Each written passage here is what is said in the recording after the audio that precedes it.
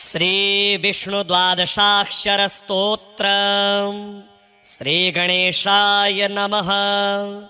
ध्यानम् वन्दे चिन्मात्रमेकाक्षरमजममरं पूर्णमानन्दमात्रम् वन्दे सद्ब्रह्मरूपं हरविधिविबुधैर्ध्यायमानं सुपूज्यम् वन्दे सद्मन्त्रबीजं ऋषिगणनिकरैः स्तूयमानं च दिव्यम् वन्दे संसारसारं सकलगुणनिधिं वासुदेवं वरेण्यम्। द्वादशाक्षरमन्त्रस्य ऋषिः प्रजापतिः स्मृतः देवता वासुदेवश्च गायत्री छन्द उच्यते ध्रुवो बीजं च हृच्छक्ति भुक्तिमुक्त्योश्च प्राप्तये कृत्वैवं विनियोगं च प्राणायामं चरेत् ततः पूरके षोडशावृत्त्या कुम्भके द्वादश स्मृतः रेचके तु दशावृत्त्या प्राणायाम विधिं चरेत् नासाग्रे लोचन कृत्वा मध्ये हृदकमले स्थितं ध्यायेन्नारायणं देवं व्यापकं ब्रह्मरूपिणं शङ्खचक्रगदापद्मं धरं नीलं चतुर्भुजं पीताम्बरधरं देवं विष्णुं कमललोचनं तुलसीदलसंयुक्तं वनमाला सुशोभितं सुवर्णमुकुटं रम्यं दिव्यकुण्डलभूषितम् असंख्यचन्द्रशङ्काश साक्षात् ब्रह्म सनातनं कैवल्यमोक्षदं सत्य रूपं विश्वात्मकं विभुम् अथवा राधिकानाथं द्विभुजं मुरलीधरम् आजानुबाहुकं दिव्य वदनं श्यामसुन्दरं मणिमन्मुकुटं तद्वत् कुण्डलं पीतवाससं कस्तूरीतिलकं यस्य ललाटे सर्वमोहनं तुलसीमालया पद्मं मालया मणिमालया शोभितं शान्तिदं कृष्णं मन्तर्हत्कमले स्थितं ध्यात्वैवं पुरुषं पूर्णं वासुदेवं सनातनं राजमन्त्रजपं कुर्यात् द्वादशाक्षरनामकं जपां ते श्रद्धया युक्तः पाठं कुर्यात् प्रयत्नतः तं दृष्ट्वा भक्तिसंसक्तो वासुदेवः प्रसीदति। ॐ नमो भगवते वासुदेवाय।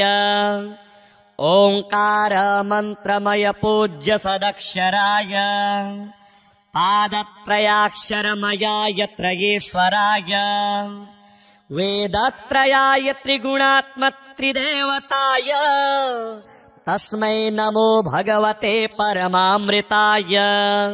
नम्याय सर्वजनहृतकमलस्थिताय चाङ्गुष्ठमात्रपुरुषाय विभुत्वगाय ज्योतिर्मयाय तिमिरान्तकनिर्मलाय तस्मै नमो भगवते परमामृताय। मोक्षप्रदाय सुखदाय धनप्रदाय ज्ञानप्रदाय सततं परमोज्ज्वलाय ब्रह्मादिदेवनिकरैश्च सुपूजिताय तस्मै नमो भगवते परमामृताय।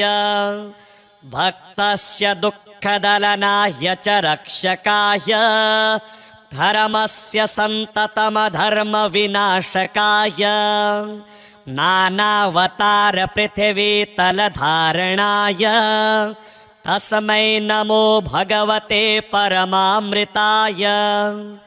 गव्यप्रियाय सकलेप्सितसम्प्रदाय सत्यप्रवृद्धिकरणाय सुमङ्गलाय कृष्णावतार करुणालय सद्वताय तस्मै नमो भगवते परमामृताय वन्द्याय सर्वजगतां सुरसत्तमाय वंशे विभूषितकराय मनोहराय नानाप्रपञ्चविलयोदयकारणाय तस्मै नमो भगवते परमामृताय तेषां हि दुष्टशिशुपालककंसकेशी कालीयकालयवनादिखलेश्वराणां मानं विमर्द्य जगति तलरक्षणाय तस्मै नमो भगवते परमामृताय वासांसि यस्य सकलानि तडिन्निभानि रूपं नवीनघनसन्निभमाद्यवर्णं नारायणाय नररूपविभूषिताय तस्मै नमो भगवते परमामृताय सुन्दोपसुन्ददलनाय सुदर्शनाय वृतपदमनिष्ठशुभविग्रहशोभिताय सद्ब्रह्मचिद्घनपरात्परकेवलाय तस्मै नमो भगवते परमामृताय देवाय भक्तभवसागरतारिणाय दुर्दन्तवक्रशिशुपालककर्दनाय लीलार्थमेव जगति तलमागताय तस्मै नमो भगवते परमामृताय वायुस्तथैव वरुणोऽग्निशशाङ्करुद्रा इन्द्राश्विनी सुतकुबेरयमा अजश्वा स्तुन्वन्ति त्यं सततमेव समस्तवेदाः तस्मै नमो भगवते परमामृताय यस्याक्षरस्य निरवध्यनिरञ्जनस्य संसारदुःखरहितस्य सुदुर्लभस्य जानन्ति नैव महिमानमशेषजीवा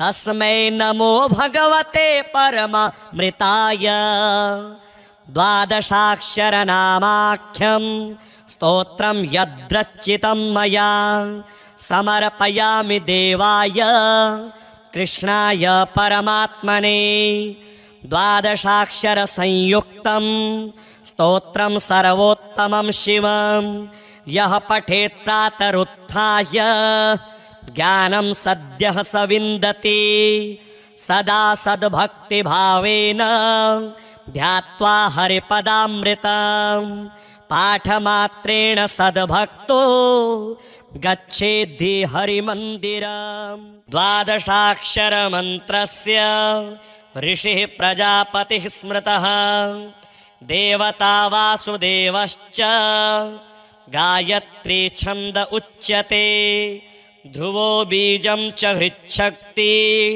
भुक्तिमुक्त्योश्च प्राप्तये कृत्वैवं विनियोगं च प्राणायामं चरेत् ततः पूरके षोडशावृत्त्या कुम्भके द्वादश स्मृतः रेचके तु दशावृत्त्या प्राणायामविधिं चरेत् नासाग्रे लोचन कृत्वा मध्ये हृदकमले स्थितं ध्यायेन्नारायणं देवं व्यापकं ब्रह्मरूपिणं शङ्खचक्रगदापद्मं धरं नीलं चतुर्भुजं पीताम्बरधरं देवं विष्णुं कमललोचनं तुलसीदलसंयुक्तं वनमाला सुशोभितं सुवर्णमुकुटं रम्यं दिव्यकुण्डलभूषितम्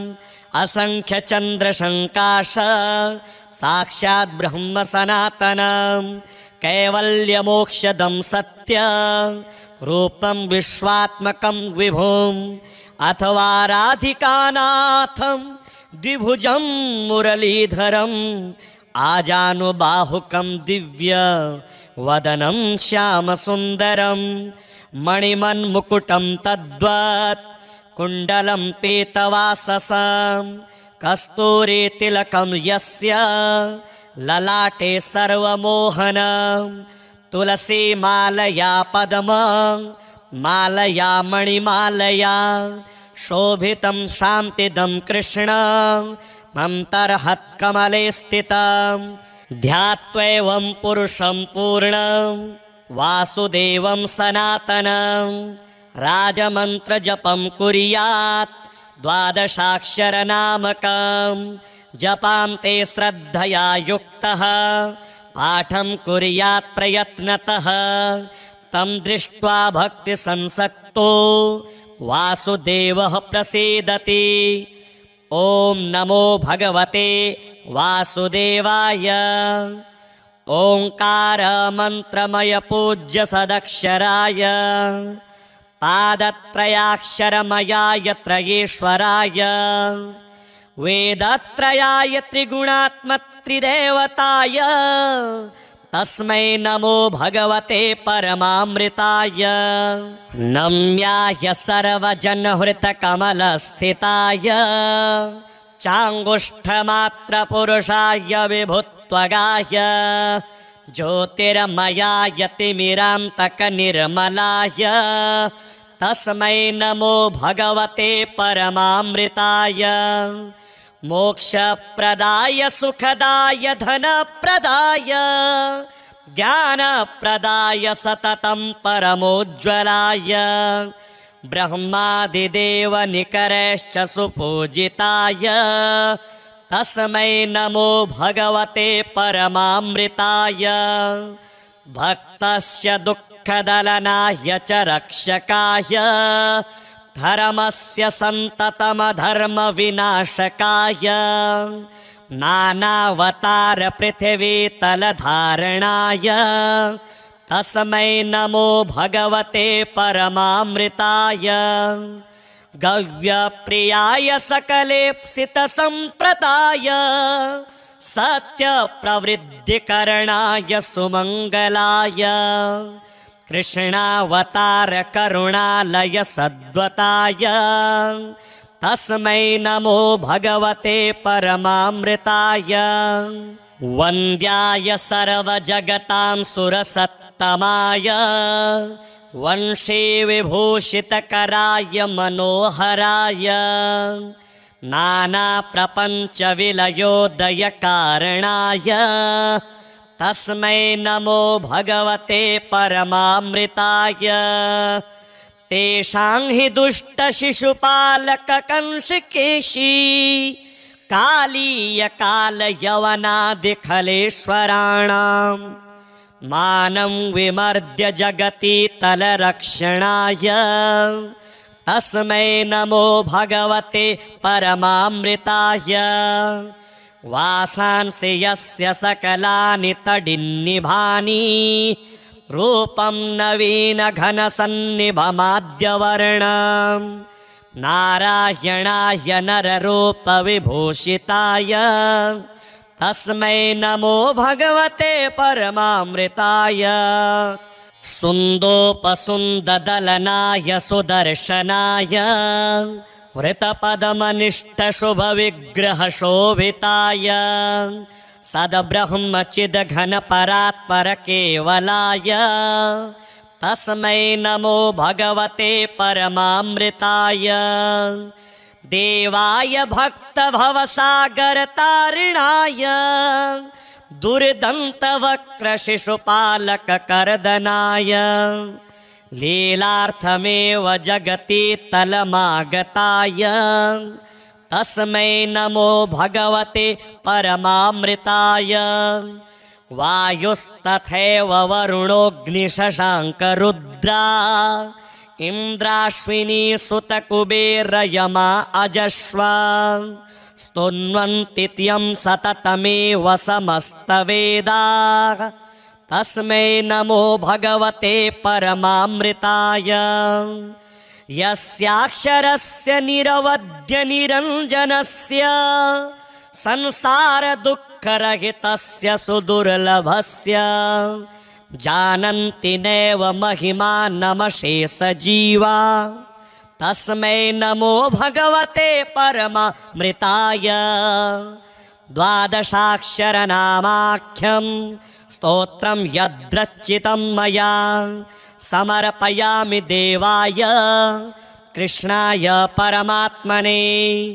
द्वादशाक्षरसंयुक्तं स्तोत्रं सर्वोत्तमं शिवं यः पठेत् प्रातरुत्थाय ज्ञानं सद्यः स विन्दति।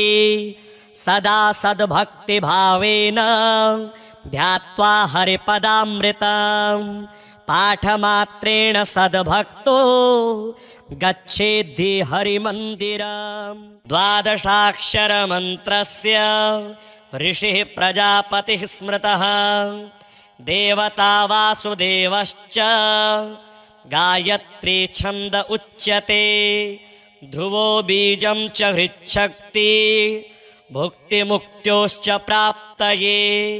कृत्वैवं विनियोगं च प्राणायामं चरेत् ततः।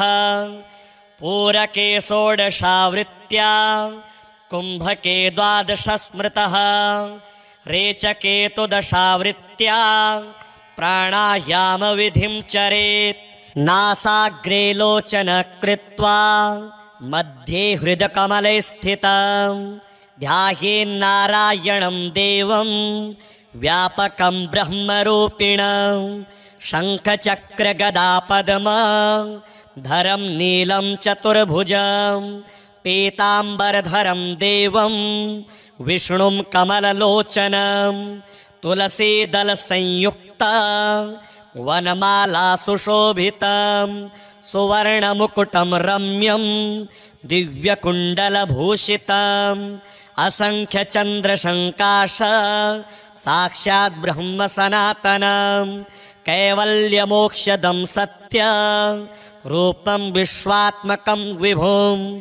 अथवा राधिकानाथं द्विभुजं मुरलीधरम् आजानुबाहुकं दिव्य वदनं श्यामसुन्दरं। मणिमन्मुकुटं तद्वत् कुण्डलं पीतवाससं। कस्तूरीतिलकं यस्य ललाटे सर्वमोहनं। तुलसीमालया पद्ममालया मणिमालया शोभितं शान्तिदं कृष्णं मन्तर्हत्कमले स्थितं। ध्यात्वैवं पुरुषं पूर्णं वासुदेवं सनातनं। राजमन्त्रजपं कुर्यात् द्वादशाक्षरनामकं। जपां ते श्रद्धया युक्तः पाठं कुर्यात् प्रयत्नतः।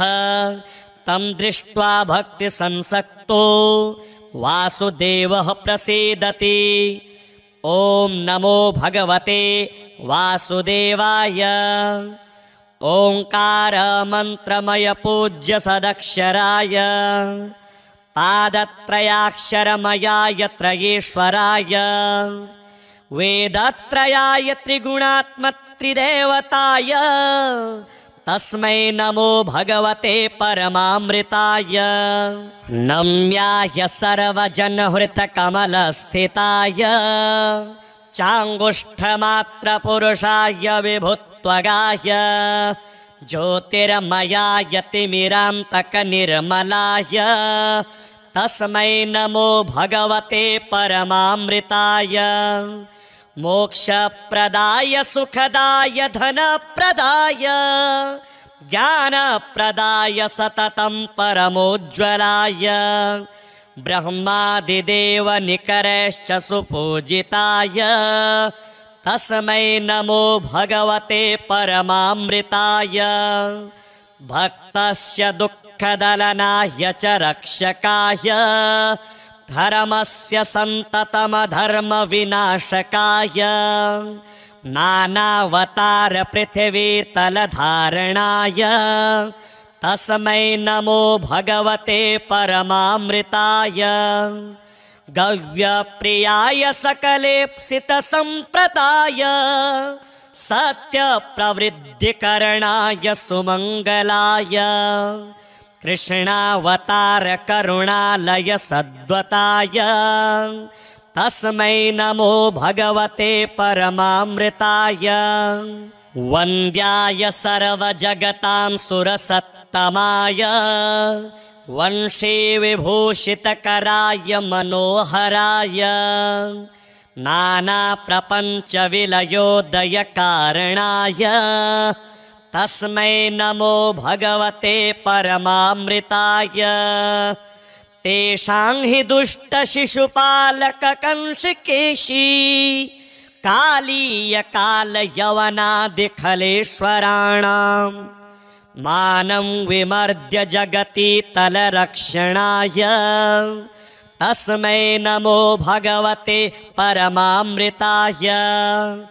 वासांसि यस्य सकलानि तडिन्निभानि रूपं नवीनघनसन्निभमाद्यवर्णं नारायणाय नररूपविभूषिताय तस्मै नमो भगवते परमामृताय। सुन्दोपसुन्ददलनाय सुदर्शनाय वृतपदमनिष्टशुभविग्रहशोभिताय सद्ब्रह्मचिद्घनपरात्परकेवलाय तस्मै नमो भगवते परमामृताय। देवाय भक्तभवसागरतारिणाय दुर्दन्तवक्रशिशुपालककर्दनाय लीलार्थमेव जगति तलमागताय तस्मै नमो भगवते परमामृताय। वायुस्तथैव वरुणोऽग्निशशाङ्करुद्रा इन्द्राश्विनी सुतकुबेरयमा अजश्वा स्तुन्वन्ति त्यं सततमेव समस्तवेदाः तस्मै नमो भगवते परमामृताय। यस्याक्षरस्य निरवध्य निरञ्जनस्य संसारदुःखरहितस्य सुदुर्लभस्य जानन्ति नैव महिमानमशेषजीवा तस्मै नमो भगवते परमामृताय। द्वादशाक्षरनामाख्यं स्तोत्रं यद्रचितं मया समर्पयामि देवाय कृष्णाय परमात्मने।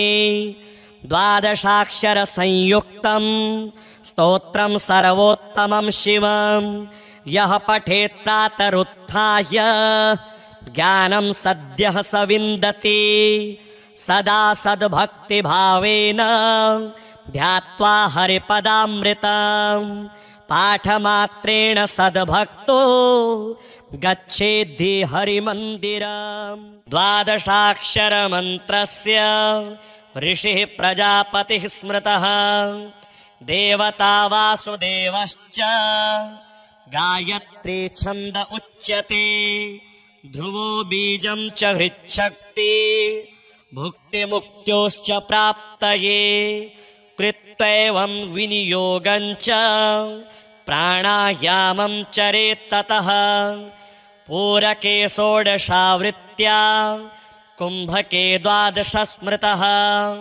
रेचके तु दशावृत्त्या प्राणायामविधिं चरेत् नासाग्रे लोचन कृत्वा मध्ये हृदकमले स्थितं ध्यायेन्नारायणं देवं व्यापकं ब्रह्मरूपिणं शङ्खचक्रगदापद्मधरं नीलं चतुर्भुजं पीताम्बरधरं देवं विष्णुं कमललोचनं तुलसीदलसंयुक्तं वनमाला सुशोभितं सुवर्णमुकुटं रम्यं दिव्यकुण्डलभूषितम् असंख्यचन्द्रशङ्काश साक्षात् ब्रह्म सनातनं कैवल्यमोक्षदं सत्य रूपं विश्वात्मकं विभुम् अथवा राधिकानाथं द्विभुजं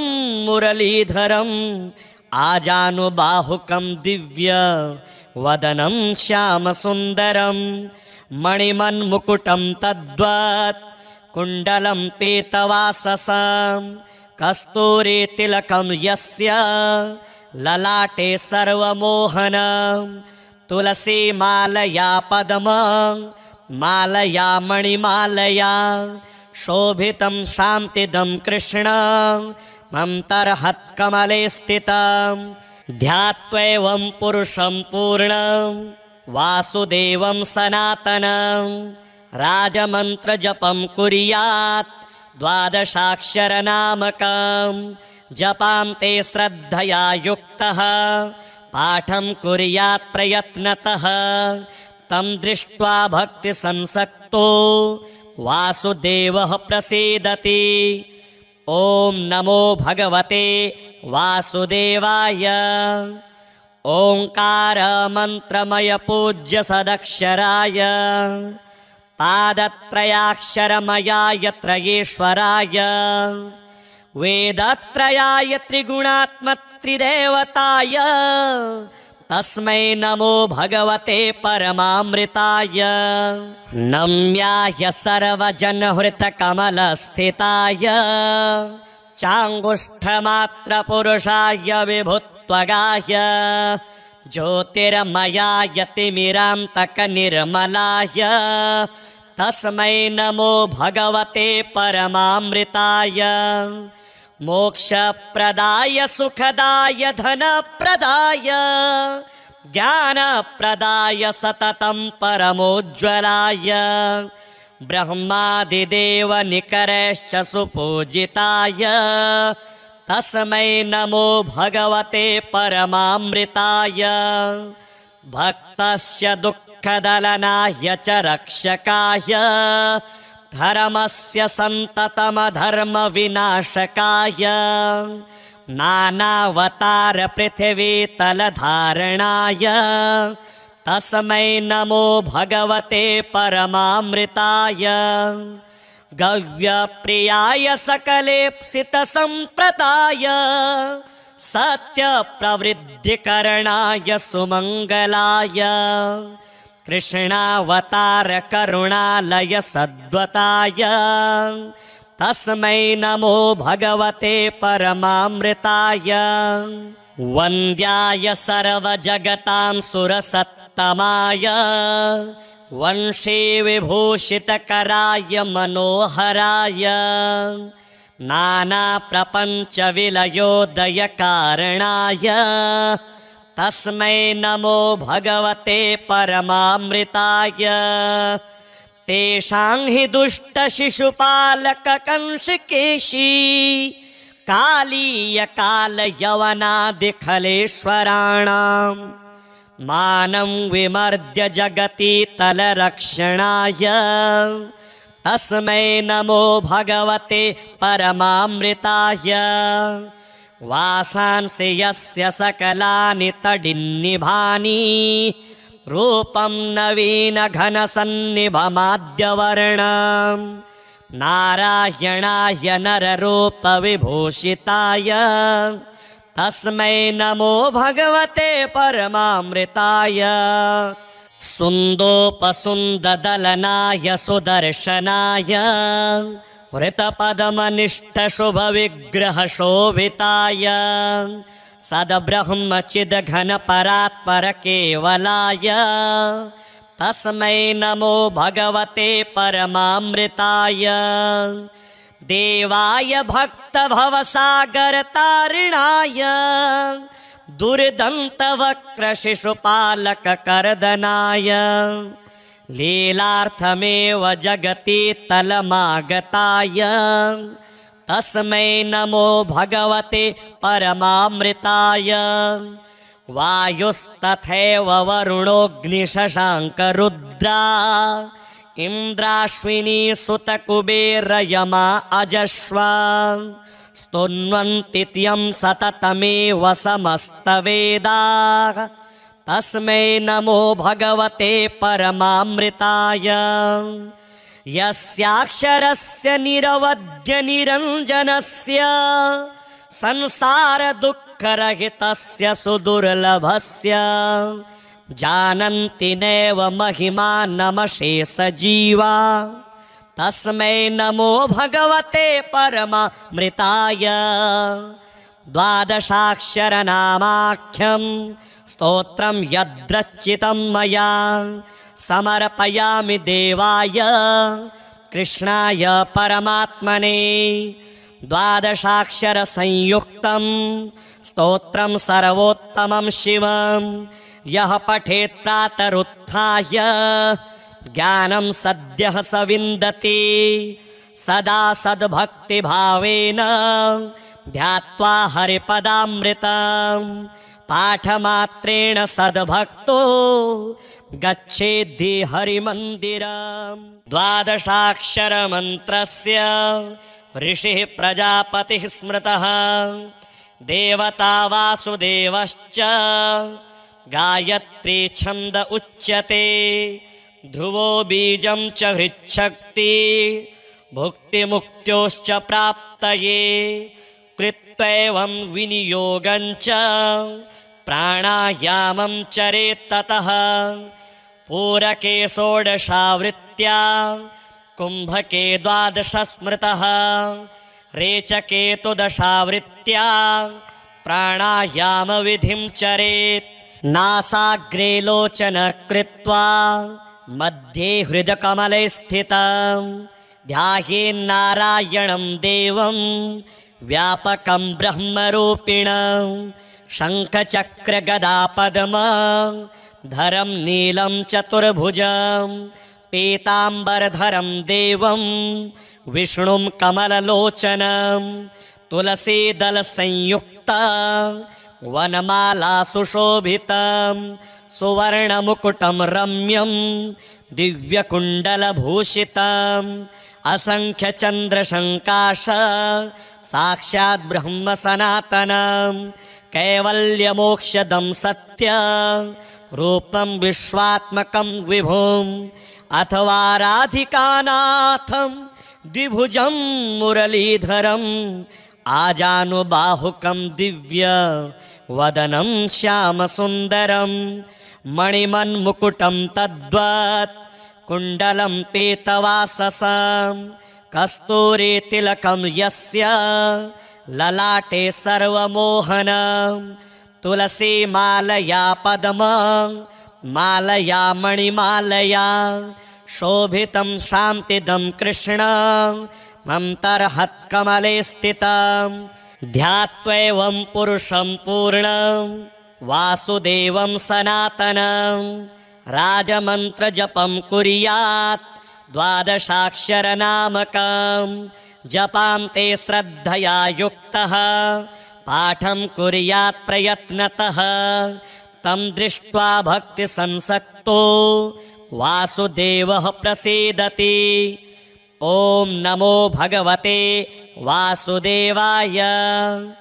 ओंकार मंत्रमय पूज्य सदक्षराय पादत्रयाक्षरमयाय त्रयेश्वराय वेदत्रयाय त्रिगुणात्मत्रिदेवताय तस्मै नमो भगवते परमामृताय। नम्याय सर्वजनहृतकमलस्थिताय चाङ्गुष्ठमात्रपुरुषाय विभुत्वगाय ज्योतिर्मयाय तिमिरान्तकनिर्मलाय तस्मै नमो भगवते परमामृताय। मोक्षप्रदाय सुखदाय धनप्रदाय ज्ञानप्रदाय सततं परमोज्ज्वलाय ब्रह्मादिदेव निकरश्च सुपूजिताय तस्मै नमो भगवते परमामृताय। भक्तस्य दुःखदलनाय च रक्षकाय धर्मस्य सन्ततमधर्मविनाशकाय नानावतार पृथिवीतलधारणाय तस्मै नमो भगवते परमामृताय। गव्यप्रियाय सकलेप्सितसम्प्रदाय सत्यप्रवृद्धिकरणाय सुमङ्गलाय कृष्णावतार करुणालय सद्वताय तस्मै नमो भगवते परमामृताय। वन्द्याय सर्वजगतां सुरसत्तमाय वंशे विभूषितकराय मनोहराय नानाप्रपञ्चविलयोदयकारणाय तस्मै नमो भगवते परमामृताय। तेषां हि दुष्टशिशुपालककंसकेशी कालीयकालयवनादिखलेश्वराणां मानं विमर्द्य जगति तलरक्षणाय तस्मै नमो भगवते परमामृताय। वासांसि यस्य सकलानि तडिन्निभानि रूपं नवीनघनसन्निभमाद्यवर्णं नारायणाय नररूपविभूषिताय तस्मै नमो भगवते परमामृताय। सुन्दोपसुन्ददलनाय सुदर्शनाय वृतपदमनिष्ठशुभविग्रहशोभिताय सद्ब्रह्मचिद्घनपरात्परकेवलाय तस्मै नमो भगवते परमामृताय। देवाय भक्तभवसागरतारिणाय दुर्दन्तवक्रशिशुपालककर्दनाय लीलार्थमेव जगति तलमागताय तस्मै नमो भगवते परमामृताय। वायुस्तथैव वरुणोऽग्निशशाङ्करुद्रा इन्द्राश्विनी सुतकुबेरयमा अजश्वा स्तुन्वन्ति त्यं सततमेव समस्तवेदाः तस्मै नमो भगवते परमामृताय। यस्याक्षरस्य निरवध्यनिरञ्जनस्य संसारदुःखरहितस्य सुदुर्लभस्य जानन्ति नैव महिमानमशेषजीवा तस्मै नमो भगवते परमामृताय। द्वादशाक्षरनामाख्यं स्तोत्रं यद्रचितं मया समर्पयामि देवाय कृष्णाय परमात्मने। द्वादशाक्षरसंयुक्तं स्तोत्रं सर्वोत्तमं शिवं यः पठेत् प्रातरुत्थाय ज्ञानं सद्यः स विन्दति सदा सद्भक्तिभावेन ध्यात्वा हरिपदामृतं पाठमात्रेण सद्भक्तो गच्छेद्धि हरिमन्दिरम्। द्वादशाक्षरमन्त्रस्य ऋषिः प्रजापतिः स्मृतः देवता वासुदेवश्च गायत्री छन्द उच्यते ध्रुवो बीजं च हृच्छक्ति भुक्तिमुक्त्योश्च प्राप्तये कृत्वैवं विनियोगं च प्राणायामं चरेत् ततः पूरके षोडशावृत्त्या कुम्भके द्वादश स्मृतः रेचके तु दशावृत्त्या प्राणायामविधिं चरेत् नासाग्रे लोचन कृत्वा मध्ये हृदकमले स्थितं ध्यायेन्नारायणं देवं व्यापकं ब्रह्मरूपिणं शङ्खचक्रगदापद्मं धरं नीलं चतुर्भुजं पीताम्बरधरं देवं विष्णुं कमललोचनं तुलसीदलसंयुक्तं वनमाला सुशोभितं सुवर्णमुकुटं रम्यं दिव्यकुण्डलभूषितम् असंख्यचन्द्रशङ्काश साक्षात् ब्रह्म सनातनं कैवल्यमोक्षदं सत्य रूपं विश्वात्मकं विभुम् अथवा राधिकानाथं द्विभुजं मुरलीधरम् आजानुबाहुकं दिव्य वदनं श्यामसुन्दरं मणिमन्मुकुटं तद्वत् कुण्डलं पीतवाससं कस्तूरीतिलकं यस्य ललाटे सर्वमोहनं तुलसी मालया पद्म मालया मणिमालया शोभितं शान्तिदं कृष्णं मन्तर्हत्कमले स्थितं ध्यात्वैवं पुरुषं पूर्णं वासुदेवं सनातनं राजमन्त्रजपं कुर्यात् 12 जपां ते श्रद्धया युक्तः पाठं कुर्यात् प्रयत्नतः तं दृष्ट्वा भक्तिसंसक्तो वासुदेवः प्रसीदति। ॐ नमो भगवते वासुदेवाय। ओंकार मंत्रमय पूज्य सदक्षराय पादत्रयाक्षरमयाय त्रयेश्वराय वेदत्रयाय त्रिगुणात्मत्रिदेवताय तस्मै नमो भगवते परमामृताय। नम्याय सर्वजनहृतकमलस्थिताय चाङ्गुष्ठमात्रपुरुषाय विभुत्वगाय ज्योतिर्मयाय तिमिरान्तकनिर्मलाय तस्मै नमो भगवते परमामृताय। मोक्षप्रदाय सुखदाय धनप्रदाय ज्ञानप्रदाय सततं परमोज्ज्वलाय ब्रह्मादिदेवनिकरैश्च सुपूजिताय तस्मै नमो भगवते परमामृताय। भक्तस्य दुःखदलनाय च रक्षकाय धर्मस्य सन्ततमधर्मविनाशकाय नानावतार पृथिवीतलधारणाय तस्मै नमो भगवते परमामृताय।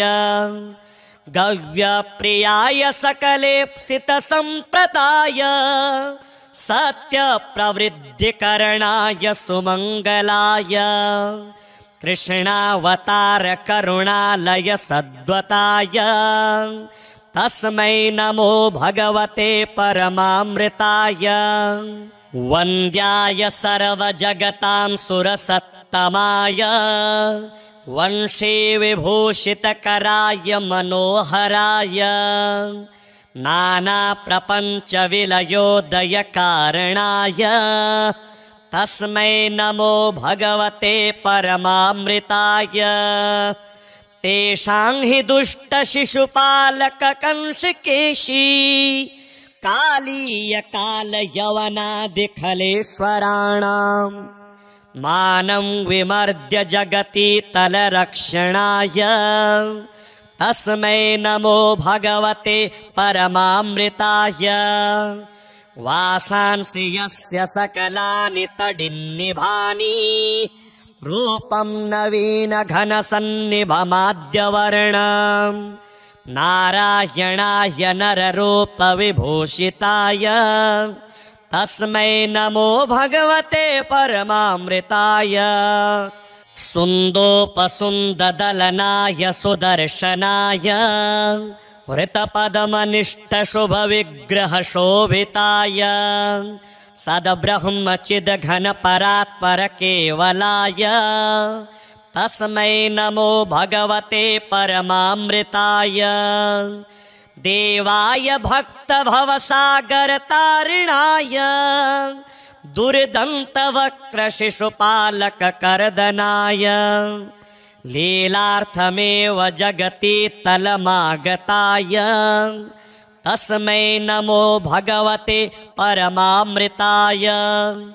वायुस्तथैव वरुणोऽग्निशशाङ्करुद्रा इन्द्राश्विनी सुतकुबेरयमा अजश्वा स्तुन्वन्ति त्यं सततमेव समस्तवेदाः तस्मै नमो भगवते परमामृताय। यस्याक्षरस्य निरवध्य निरञ्जनस्य संसारदुःखरहितस्य सुदुर्लभस्य जानन्ति नैव महिमानमशेषजीवा तस्मै नमो भगवते परमामृताय। द्वादशाक्षरनामाख्यं स्तोत्रं यद्रचितं मया समर्पयामि देवाय कृष्णाय परमात्मने।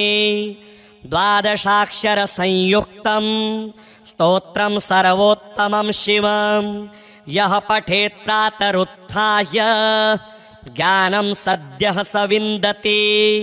सदा सद्भक्तिभावेन ध्यात्वा हरिपदामृतं पाठमात्रेण सद्भक्तो गच्छेद्धि हरिमन्दिरम्। द्वादशाक्षरमन्त्रस्य ऋषिः प्रजापतिः स्मृतः देवता वासुदेवश्च गायत्री छन्द उच्यते।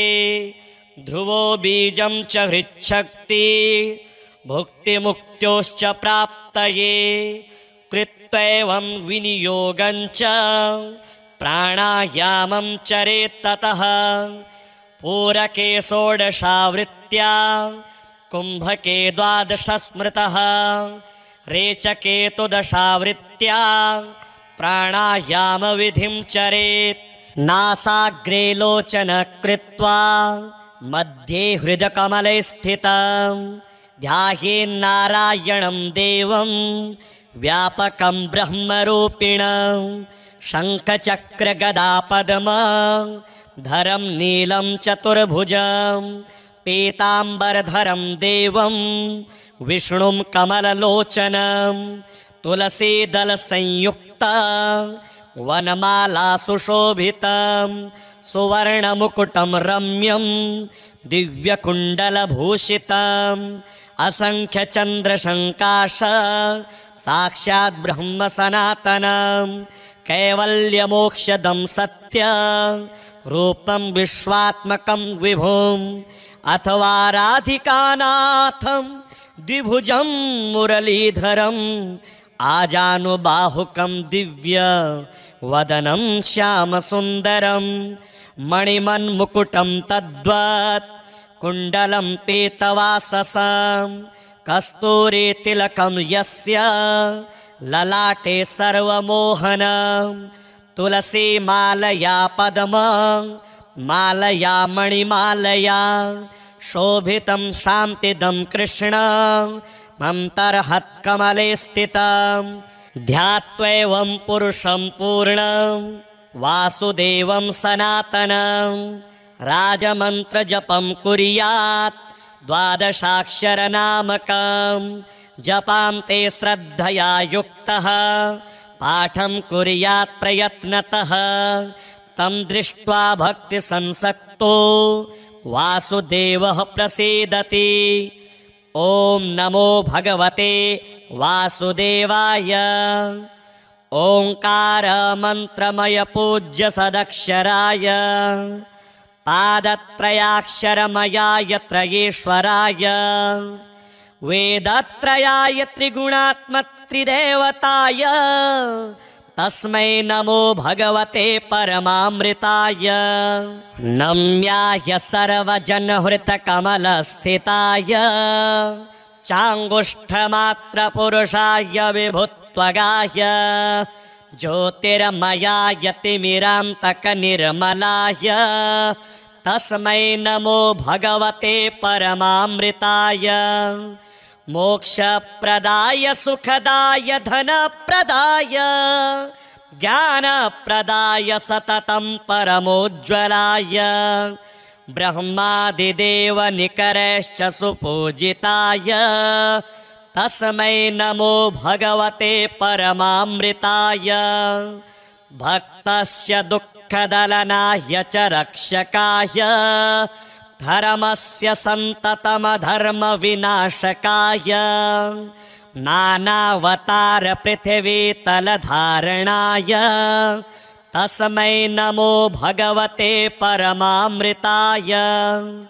गव्यप्रियाय सकलेप्सितसम्प्रदाय सत्यप्रवृद्धिकरणाय सुमङ्गलाय कृष्णावतार करुणालय सद्वताय तस्मै नमो भगवते परमामृताय वन्द्याय सर्वजगतां सुरसत्तमाय वंशी विभूषितकराय मनोहराय नानाप्रपञ्चविलयोदयकारणाय तस्मै नमो भगवते परमामृताय तेषां हि दुष्टशिशुपालककंसकेशी कालीयकालयवनादिखलेश्वराणां मानं विमर्द्य जगति तलरक्षणाय तस्मै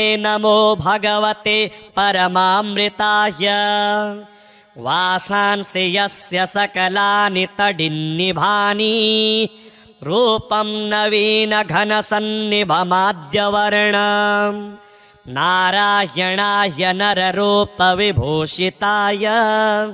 तस्मै नमो भगवते परमामृताय सुन्दोपसुन्ददलनाय सुदर्शनाय वृतपदमनिष्ठशुभविग्रहशोभिताय सद्ब्रह्मचिद्घनपरात्परकेवलाय तस्मै नमो भगवते परमामृताय देवाय भक्तभवसागरतारिणाय दुर्दन्तवक्रशिशुपालककर्दनाय लीलार्थमेव जगति तलमागताय तस्मै नमो भगवते परमामृताय वायुस्तथैव वरुणोऽग्निशशाङ्करुद्रा इन्द्राश्विनी सुतकुबेरयमा अजश्वा स्तुन्वन्ति त्यं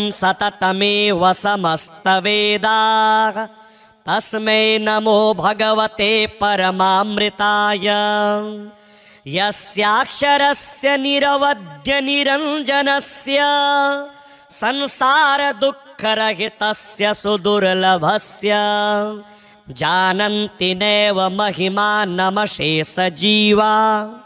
तस्मै नमो भगवते परमामृताय द्वादशाक्षरनामाख्यं स्तोत्रं यद्रचितं मया समर्पयामि देवाय कृष्णाय परमात्मने द्वादशाक्षरसंयुक्तं स्तोत्रं सर्वोत्तमं शिवं यः पठेत् प्रातरुत्थाय ज्ञानं सद्यः स विन्दति सदा सद्भक्तिभावेन ध्यात्वा हरिपदामृतं पाठमात्रेण सद्भक्तो गच्छेद्धि हरिमन्दिरम् द्वादशाक्षरमन्त्रस्य ऋषिः प्रजापतिः स्मृतः देवता वासुदेवश्च गायत्री छन्द उच्यते ध्रुवो बीजं च हृच्छक्ति भुक्तिमुक्त्योश्च प्राप्तये कृत्वैवं विनियोगं च प्राणायामं चरेत्ततः पूरके षोडशावृत्त्या कुम्भके द्वादश स्मृतः रेचके तु दशावृत्त्या प्राणायामविधिं चरेत् नासाग्रे लोचन कृत्वा मध्ये हृदकमले स्थितं ध्यायेन्नारायणं देवं व्यापकं ब्रह्मरूपिणं शङ्खचक्रगदापद्मधरं नीलं चतुर्भुजं पीताम्बरधरं देवं विष्णुं कमललोचनं तुलसीदलसंयुक्तं वनमाला सुशोभितं सुवर्णमुकुटं रम्यं दिव्यकुण्डलभूषितम् असंख्यचन्द्रशङ्काश साक्षात् ब्रह्म सनातनं कैवल्यमोक्षदं सत्य रूपं विश्वात्मकं विभुम् अथवा राधिकानाथं द्विभुजं मुरलीधरम् आजानुबाहुकं दिव्य वदनं श्यामसुन्दरं मणिमन्मुकुटं तद्वत् कुण्डलं पीतवाससं कस्तूरीतिलकं यस्य ललाटे सर्वमोहनं तुलसी मालया पद्म मालया मणिमालया शोभितं शान्तिदं कृष्णं मन्तर्हत्कमले स्थितं ध्यात्वैवं पुरुषं पूर्णं वासुदेवं सनातनं राजमन्त्रजपं कुर्यात् 12 जपान्ते श्रद्धया युक्तः पाठं कुर्यात् प्रयत्नतः तं दृष्ट्वा भक्तिसंसक्तो वासुदेवः प्रसीदति। ॐ नमो भगवते वासुदेवाय।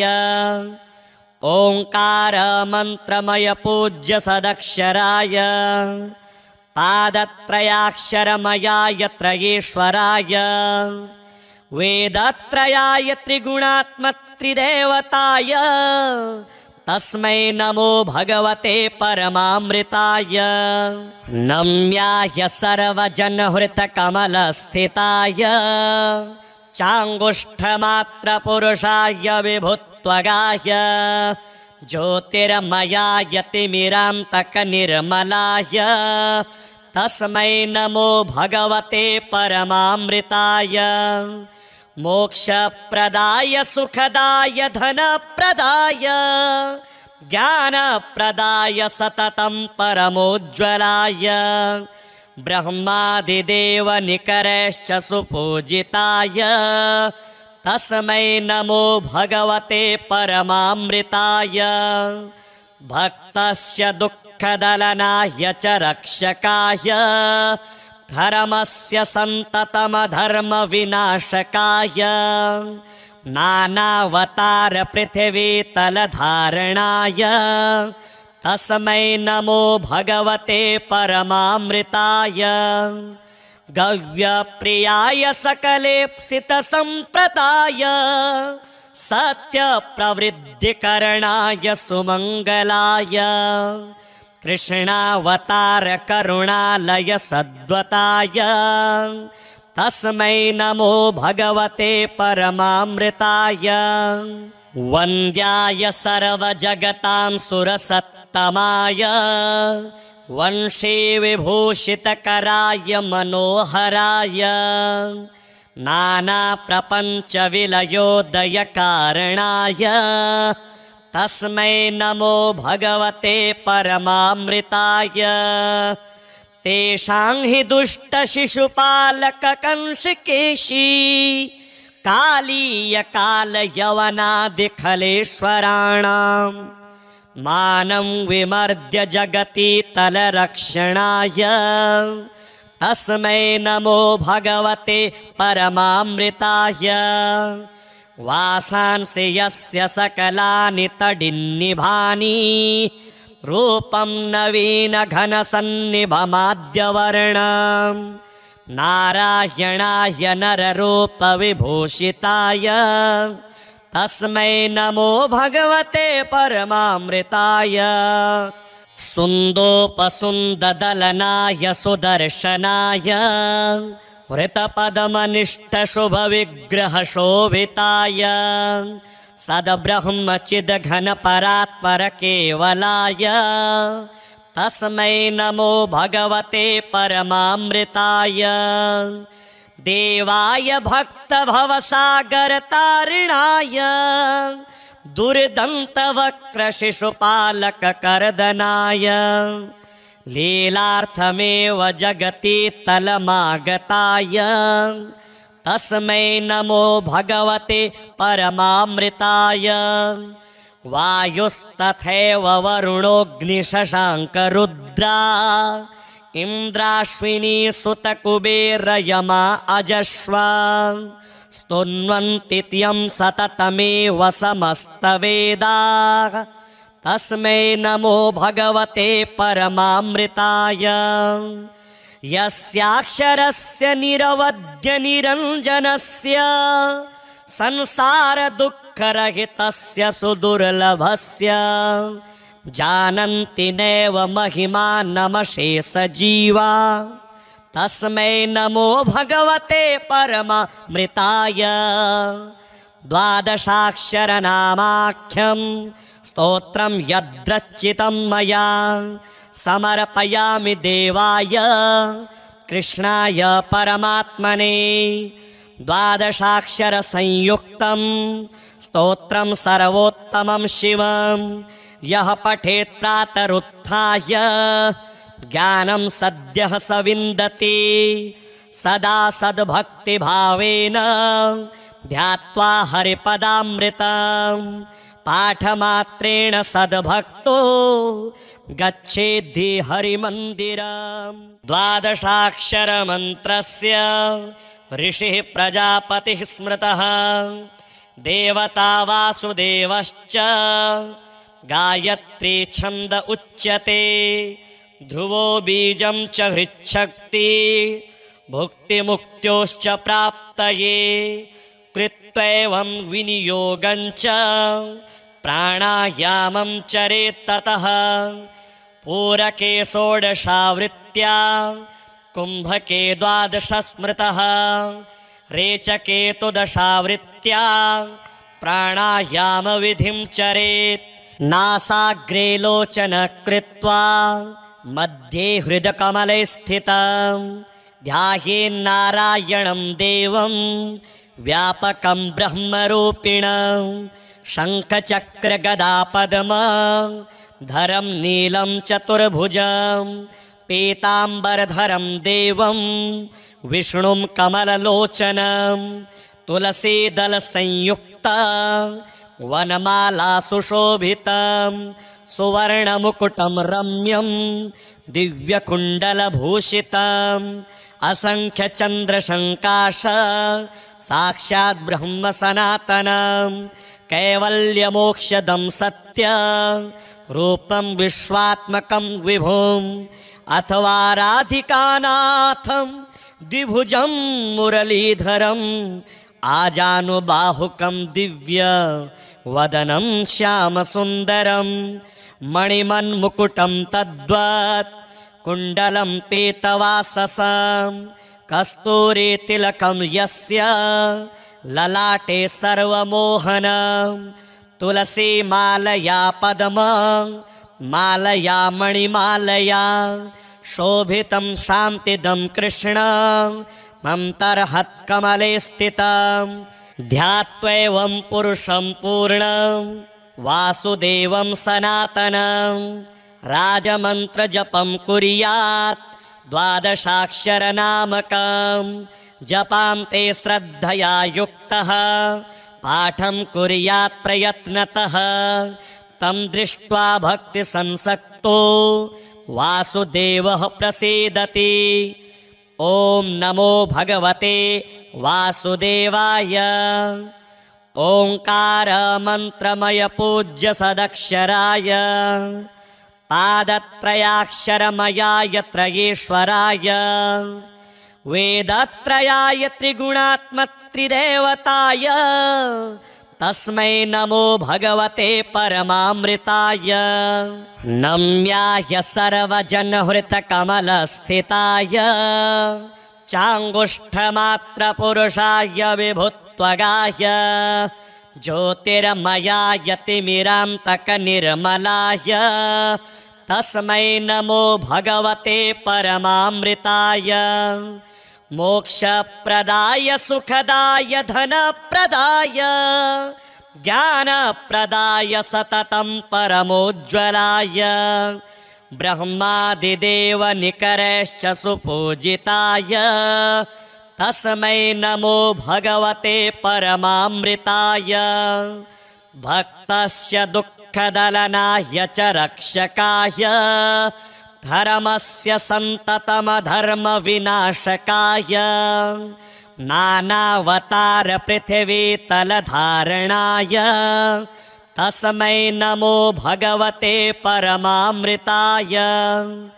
गव्यप्रियाय सकलेप्सितसम्प्रदाय सत्यप्रवृद्धिकरणाय सुमङ्गलाय कृष्णावतार करुणालय सद्वताय तस्मै नमो भगवते परमामृताय वन्द्याय सर्वजगतां सुरसत्तमाय वंशे विभूषितकराय मनोहराय नानाप्रपञ्चविलयोदयकारणाय तस्मै नमो भगवते परमामृताय तेषां हि दुष्टशिशुपालककंसकेशी कालीयकालयवनादिखलेश्वराणां मानं विमर्द्य जगति तलरक्षणाय तस्मै नमो भगवते परमामृताय वासांसि यस्य सकलानि तडिन्निभानि रूपं नवीनघनसन्निभमाद्यवर्णं नारायणाय नररूपविभूषिताय तस्मै नमो भगवते परमामृताय सुन्दोपसुन्ददलनाय सुदर्शनाय वृतपदमनिष्ठशुभविग्रहशोभिताय सद्ब्रह्मचिद्घनपरात्परकेवलाय तस्मै नमो भगवते परमामृताय देवाय भक्तभवसागरतारिणाय दुर्दन्तवक्रशिशुपालककर्दनाय लीलार्थमेव जगति तलमागताय तस्मै नमो भगवते परमामृताय वायुस्तथैव वरुणोऽग्निशशाङ्करुद्रा इन्द्राश्विनी सुतकुबेरयमा अजश्वा स्तुन्वन्ति त्यं सततमेव समस्तवेदाः तस्मै नमो भगवते परमामृताय यस्याक्षरस्य निरवध्यनिरञ्जनस्य संसारदुःखरहितस्य सुदुर्लभस्य जानन्ति नैव महिमानमशेषजीवा तस्मै नमो भगवते परमामृताय द्वादशाक्षरनामाख्यं स्तोत्रं यद्रचितं मया समर्पयामि देवाय कृष्णाय परमात्मने द्वादशाक्षरसंयुक्तं स्तोत्रं सर्वोत्तमं शिवं यः पठेत् प्रातरुत्थाय ज्ञानं सद्यः स विन्दति सदा सद्भक्तिभावेन ध्यात्वा हरिपदामृतं पाठमात्रेण सद्भक्तो गच्छेद्धि हरिमन्दिरम्।